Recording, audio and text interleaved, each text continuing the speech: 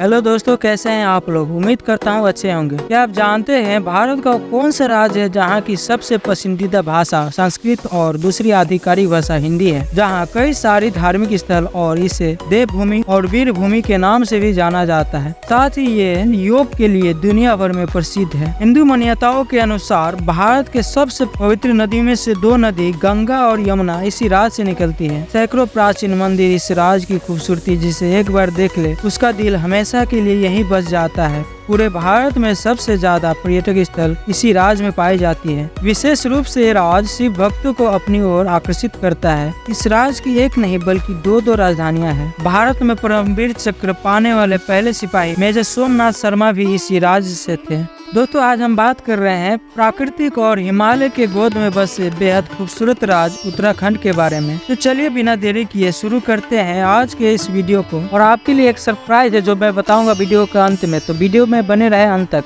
उत्तराखंड पहले उत्तर प्रदेश का ही हिस्सा हुआ करता था, लेकिन 9 नवंबर सन 2000 में यह अलग होकर उत्तरांचल बन गया। उत्तरांचल की स्थापना के बाद ही लोगों के भावनाओं और भारी मांग के कारण इसके नाम में फिर से परिवर्तन करके इसे उत्तराखंड बना दिया गया। उत्तराखंड से सटे सीमाएं तिब्बत, नेपाल, उत्तर प्रदेश, हिमाचल प्रदेश से जुड़े हुए हैं। उत्तराखंड में लगभग 1.15 करोड़ की जनसंख्या के आसपास है। इस राज्य की जीडीपी 2 करोड़ 78 लाख रुपए के लगभग है। उत्तराखंड का प्रत्येक व्यक्ति सालाना 2 लाख से भी ज्यादा की कमाई करता है। उत्तराखंड के लोग अपनी सांस्कृतिक और परंपरा से बहुत लगाव रखते हैं। देश का सबसे ऊंचा बांध उत्तराखंड में ही स्थित है। भागीरथी पर बना टेहरी डैम 260 मीटर की ऊंचाई पर स्थित ये उत्तर भारत का एक प्रमुख डैम है। इस डैम से बड़ी संख्या में बिजली का उत्पादन किया जाता है, जिसके जरिए दिल्ली, हरियाणा, जम्मू और कश्मीर, पंजाब और राजस्थान में बिजली की सप्लाई की जाती है। सेब के उत्पादन में उत्तराखंड तीसरे नंबर पे आता है। यहाँ के लोग ज्यादातर रोजमर्रा को पूरी करने के लिए खेती-बाड़ी करते हैं। इसके अलावा यहाँ पर अब टूरिज्म का लोग अपना पैसा बना रहे हैं। अब पूरे साल यहाँ पर्यटकों की काफी भीड़ रहती है, क्योंकि यहाँ की मंदिर और वादियों और मंदिरों का दीदार करने के लिए हर किसी का मन बेताब रहता है। यहाँ का साफ पानी और ताजी हवा, इसी वजह से शायद उत्तराखंड के लोग बहुत कम ही बीमार पड़ते हैं। यहाँ के बहुत से लोगों को देखकर आप उनकी उम्र का अंदाजा भी नहीं लगा पाएंगे। यहाँ के 70 और 80 वर्षीय के बुजुर्ग आपको काम करते दिखाई देंगे। उत्तराखंड की लिटरेसी रेट 78.82% है। उत्तराखंड के लोग अपनी लाइफ खुलकर जीते हैं। यह न केवल अपनी हंसी वादियों के लिए बल्कि अपनी एजुकेशनल एस्टेब्लिशमेंट के लिए भी जानी जाती है। देश की पहली agriculture university Govind Ballabh Pant university of agriculture and technology Uttarakhand में ही खोला गया था। आपको बता दें कि पूरा उत्तराखंड 2 हिस्सा में बटा हुआ है। एक हिस्सा कुमाऊं है तो दूसरा गढ़वाल। कुमाऊं में कुमाऊनी भाषा और गढ़वाल में गढ़वाले भाषा बोली जाती है, लेकिन दोनों हिस्सा प्राकृतिक के गोद में बसे हुए हैं। आपको बता दें कि देश का पहला राष्ट्रीय उद्यान उत्तराखंड में ही खोला गया था। उत्तराखंड के नैनीताल के पास में ही जिम कॉर्बेट नेशनल पार्क का स्थापना सन 1936 में किया गया था। साथ ही राजाजी नेशनल पार्क और गंगोत्री नेशनल पार्क जैसे अन्य कई उद्यान इस राज्य का हिस्सा है। इसके अलावा उत्तराखंड के नंदा देवी पीक और नेशनल वैली ऑफ फ्लावर्स को यूनेस्को के वर्ल्ड हेरिटेज साइट की लिस्ट में शामिल किया गया है। उत्तराखंड अपनी जड़ी बूटी के लिए काफी प्रसिद्ध है। यहाँ पर पहाड़ के ऊंची ऊंची चोटी पर कई प्रकार के पौधे खिलते हैं, जिसे दवाइयाँ बनाने में यूज किया जाता है। क्या आप ब्रह्म कमल का नाम सुना है? ये पूरे उत्तराखंड का सबसे प्रसिद्ध फूल है। इस फूल की खास बात यह है कि ये फूल पूरे साल में सिर्फ एक बार खिलता है और अन्य फूल से ये फूल रात में चांद के समय खिलता है। इस फूल को अमृत समान माना गया है, क्योंकि इस फूल का कैंसर से लेकर कई घातक बीमारियों में इसका प्रयोग किया जाता है। इस फूल का नाम ब्रह्मा जी के नाम पे रखा गया है। इस फूल को उत्तराखंड का स्टेट फ्लावर भी कहा जाता है। साथ ही कस्तूरी मृग यानी मस्क डियर को स्टेट एनिमल कहा जाता है और मोनाल नाम के पक्षी को स्टेट बर्ड का दर्जा प्राप्त है। जैसा कि हमने बताया कि उत्तराखंड की संस्कृति की पूरी देश में अलग पहचान है। यहाँ पर कई त्योहार धूमधाम से मनाया जाता है, जिसमें मुख्य त्योहार घुघोटिया त्योहार, फूलदेव त्योहार, हरेला, आठो, गंगा दशहरा और नोनाई जैसे कई त्योहार उत्तराखंड में मनाया जाता है। यानी पूरे साल उत्तराखंड त्योहार में नजर आता है। विश्व प्रसिद्ध कुंभ मेला भी उत्तराखंड के हरिद्वार में लगता है। उत्तराखंड को भारत में वीर भूमि के नाम से भी जाना जाता है। इस राज्य से हर साल युवा भारी संख्या में फौज में शामिल होते हैं। सबसे ज्यादा रिटायर्ड फौजी की संख्या भी इस राज्य में है। उत्तराखंड में 2 रेजिमेंट है, जिसमें से एक है कुमाऊं और दूसरा गढ़वाल राइफल्स। ये दोनों रेजिमेंट अपनी बहादुरी की वजह से जानी जाती है। उत्तराखंड की बात हो रही हो और मसूरी का जिक्र न हो, ऐसा हो नहीं सकता। दोस्तों, हम आपको बता दें, मसूरी उत्तराखंड राज्य का एक बहुत प्रसिद्ध पर्यटक स्थल है, जहाँ लाखों सैलानी गर्मी के मौसम में घूमने के लिए आते हैं। देहरादून से 38 किलोमीटर की दूरी पर पहाड़ों के बीच बसा मसूरी एक खूबसूरत स्थान है। आपको बताते चले कि समुद्र तल से लगभग 7000 फीट की ऊंचाई पर मसूरी बसा हुआ है। मसूरी में आपको पर्यटनों के बीच प्रसिद्ध एम्प्टी फॉल झरना देखने को मिलता है। एम्प्टी फॉल के झरने में पानी 40 फीट की ऊंचाई से गिरता है। चिलचिलाती गर्मी के मौसम में झरने में स्नान करना एक सुखद अनुभव होगा। पहाड़ों की रानी कहे जाने वाले क्वीन ऑफ हिल्स मसूरी में पर्यटकों के लिए सबसे बड़ा आकर्षण द मॉल, जिसे मॉल रोड भी कहा जाता है। मॉल रोड में आपको बहुत से रेस्टोरेंट, दुकान, होटल आदि मिलते हैं। मसूरी में आपको ब्रिटिश काल के होटल और चर्चे भी देखने को मिलते हैं, जो पुरातन वास्तुकाल के बेहतरीन नमूने हैं। मसूरी में हैप्पी वैली मसूरी के नाम से एक बस्ती है, जो तिब्बत से आए शरणार्थियों के द्वारा बसाई गई है। इस बस्ती में लगभग 5000 से ज्यादा तिब्बती शरणार्थी रहते हैं। आपको बता दें कि हैप्पी वैली को मिनी तिब्बत के नाम से भी जाना जाता है। यहाँ पर एक प्रसिद्ध तिब्बत बौद्ध मंदिर है, जो मसूरी बस स्टैंड से लगभग 2.5 किलोमीटर की दूरी पर स्थित है। इस बौद्ध मंदिर में आपको सुंदर चित्र और बुद्ध के समय की वास्तुकला देखने को मिलेगा। नंबर 2 पे है औली। दोस्तों, उत्तराखंड में मसूरी की तरह एक और प्रसिद्ध पर्यटक स्थल जिसका नाम औली है। बर्फ से स्कीइंग करने वाले के लिए यह बेहतरीन जगह है। यदि आप स्कीइंग करने में शौकीन है तो आप औली आना चाहिए। यहाँ बर्फ से ढके पहाड़, वादियों और ट्रेक करने हेतु बनाए गए हैं। रास्ते आपका मन मोह लेगा। दोस्तों, तीसरे नंबर पर है नैनीताल। उत्तराखंड के सबसे आकर्षण और खूबसूरत पर्यटक हिल स्टेशनों में से एक है नैनीताल। आपको बता दें कि नैनीताल आने वाले सबसे ज्यादा पर्यटक दिल्ली और देहरादून से आते हैं। यहाँ की खूबसूरत बर्फ से ढके पहाड़ हमेशा से ही पर्यटकों को आकर्षित करते रहे हैं। नैनीताल देश के उत्तरी भाग में हिमालय के तलहटी में बसा शहर है। यह पूरे नॉर्थ इंडिया में पर्यटकों के द्वारा घूमा और सबसे ज्यादा देखा जाने वाला पर्यटक स्थल है। नैनीताल में पर्यटकों के एडवेंचर हेतु कुछ ट्रेकिंग ट्रेल्स बनाए गए हैं, जहाँ आप ट्रेकिंग का आनंद ले सकें।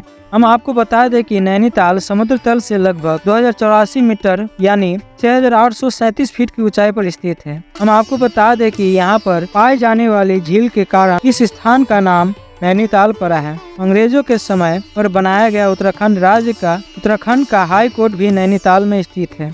यदि आप नैनीताल में खरीदारी करना चाहते हैं तो नैनीताल में स्थित मॉल रोड यहाँ का प्रसिद्ध बाजार है।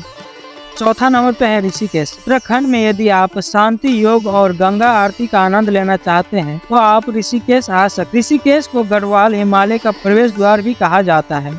ऋषिकेश समुद्र तल से लगभग 372 मीटर यानी 1220 फीट की ऊंचाई पर स्थित। हम आपको बता दें कि गंगा किनारे बसा यह शहर एक विश्व प्रसिद्ध तीर्थ स्थल है, जहां आपको लक्ष्मण झूला, राम झूला, जानकी सेतु, ब्रह्मस्थल, निकेतन गीता भवन आदि धार्मिक स्थल देखने को मिलेगा। आपको बताते चले कि प्रत्येक साल देश और विदेश से लाखों श्रद्धालु और सैलानी यहाँ घूमने और दर्शन करने यहाँ आते हैं। ऋषिकेश में प्राकृतिक दृश्य की कोई कमी नहीं है। यहाँ पर नीर वाटर, पटना वाटरफॉल, गोवा बीच में स्नान कर योग और शांति का अनुभव कर सकते हैं। बहुत से विदेशी सैलानी यहाँ योग की शिक्षा प्राप्त करके अपने देश में योग सिखा रहे हैं, जिस कारण योग का विस्तार अब अंतर्राष्ट्रीय स्तर पर हो चुका है। आप ऋषिकेश से नीलकंठ महादेव मंदिर भी जा सकते हैं। यहाँ से मंदिर जाने हेतु श्रद्धालु के लिए पैदल और सड़क मार्ग दोनों उपलब्ध है। सावन के महीनों में लाखों कांवरिया जल भर कर नीलकंठ महादेव मंदिर भगवान भोलेनाथ पर जल अभिषेक करने के लिए जाते हैं। दोस्तों, अगर आप जंगल सफारी का शौक रखते हैं तो आप राजा जी टाइगर रिजर्व पार्क में जंगल सफारी का लुत्फ उठा सकते हैं। यहाँ आपको टाइगर, गुलदार, हिरन, काकर आदि जंगली जानवर देखने को मिलेगा।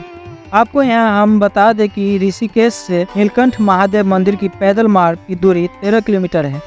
इस पैदल मार्ग की यात्रा को पूरा करने में श्रद्धालु को लगभग 3 से 4 घंटे का समय लगता है। वहीं अगर हम बात करें सड़क मार्ग की तो आप 33 किलोमीटर लंबे सड़क मार्ग से मंदिर जा सकते हैं, जिसके तय करने में 1 से 2 घंटे का समय लगता है। यदि आप खरीदारी करना चाहते हैं तो आप राम झूला, लक्ष्मण झूला स्थित बाजार में अपनी जरूरत भर के सामान खरीदारी कर सकते हैं। आपको बता दें कि ऋषिकेश में आप विश्व प्रसिद्ध रोटी वाले होटल में सांस्कृतिक खाने का आनंद ले सकते हैं। पर्यटक स्थल की लिस्ट में हमारा अगला नाम है हरिद्वार। हरिद्वार का जैसा कि आप जानते हैं कि हरिद्वार उत्तराखंड के 20 प्रसिद्ध तीर्थ स्थलों में से एक। हरिद्वार शहर समुद्र तल से लगभग 414 मीटर यानी 1030 फीट की ऊंचाई पर स्थित। गर्मियों के सीजन में आपके लिए हरिद्वार एक बेहतरीन स्पॉट हो सकता है। हरिद्वार में स्थित हर की पैरी में हर साल लाखों लोग कुंभ स्नान के लिए यहाँ आते हैं। आपको बता दें कि प्रत्येक 6 वर्ष में अर्ध कुंभ और प्रत्येक 12 वर्ष में कुंभ स्नान का आयोजन हरिद्वार में किया जाता है। ऐसा माना जाता है कि हरिद्वार में स्थित प्राचीन राजा दक्ष का मंदिर तीर्थयात्रियों के लिए आकर्षण का केंद्र रहता है। हरिद्वार में आपको हर की पैरी, गंगा द्वार, कनखल, मनसा देवी मंदिर, बिल्वा तीर्थ, दधी मंदिर, नील पर्वत आदि धार्मिक स्थान देखने को मिलता है। सावन के महीने में हर साल हरिद्वार में कांवड़ मेले का आयोजन किया जाता है। देश के विभिन्न राज्य से कांवड़िया गंगा जल लेने हेतु हरिद्वार आते हैं तथा जल लेकर भगवान शिव के धाम में जल अभिषेक करने के लिए जाते हैं। आपको तो पता ही होगा कि सावन के महीने में भगवान शिव शंकर पर जल चढ़ाने का कितना महत्व है। देहरादून, जैसा कि आप जानते हैं, देहरादून उत्तराखंड राज्य की राजधानी है और देहरादून अपने पिकनिक स्पॉट, शिक्षा हेतु स्कूल, कॉलेज और बाजार के लिए प्रसिद्ध है। देहरादून शहर मध्य हिमालय के बीच में स्थित कुंभ घाटी में बसा हुआ। इस शहर के आकार देने या दोन जैसा होने के कारण शहर का नाम देहरादून पड़ा। देहरादून में तो ऐसे बहुत ही घूमने वाली जगह है, लेकिन हम यहाँ कुछ मुख्य जगह के बारे में बात करेंगे। देहरादून को उत्तराखंड का शिक्षा का केंद्र माना जाता है। यहाँ आपको फेमस स्कूल व कॉलेज मिल जाएंगे जहाँ शिक्षा प्राप्त करने हेतु देश विदेश से विद्यार्थी आते हैं। देहरादून में आप झुलझुलाती गर्मी में ठंडे पानी से स्नान का आनंद लेने के लिए उत्तराखंड राज्य के रुद्रप्रयाग जिले में स्थित केदारनाथ मंदिर भगवान शिव के 12 ज्योतिर्लिंग में से एक है। यह मंदिर समुद्र तल से लगभग 3584 मीटर यानी 11,758 फीट की ऊंचाई पर मातकिनी नदी के किनारे पर स्थित है।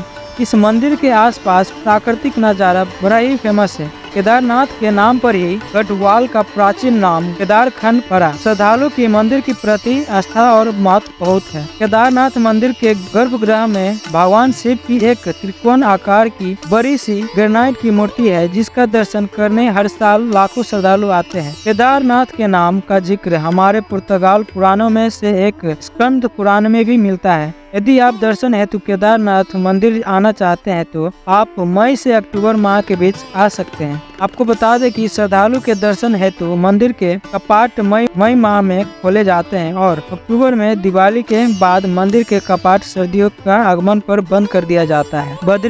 बद्रीनाथ उत्तराखंड के 4 धाम में से एक है। यह तीर्थ स्थल चमोली जिले में एक नगर के रूप में बसा हुआ है। बद्रीनाथ धाम समुद्र तल से लगभग 3300 मीटर की ऊंचाई पर स्थित है। बद्रीनाथ धाम मंदिर एक प्राचीन पुरातन मंदिर है जो भगवान विष्णु को समर्पित है। पुराणों में बद्रीनाथ धाम को बद्रीयान के नाम से उल्लेखित किया गया है। बद्रीनाथ की स्थापना आदि गुरु शंकराचार्य जी ने 8वीं शताब्दी में एक प्रमुख तीर्थ स्थल के रूप में की थी। हमारा अगला पर्यटक स्थल है माँ गंगा का पवित्र गंगोत्री धाम, जहाँ के गौमुख को गंगा नदी का उद्गम स्थल माना जाता है। इस पवित्र धाम के दाएं ओर प्राकृतिक नजारे आकर्षक और मनोहारी है। दोस्तों, उत्तराखंड का नेक्स्ट वीडियो में हम बताएंगे और भी यहाँ के पर्यटन स्थल और उत्तराखंड के बारे में।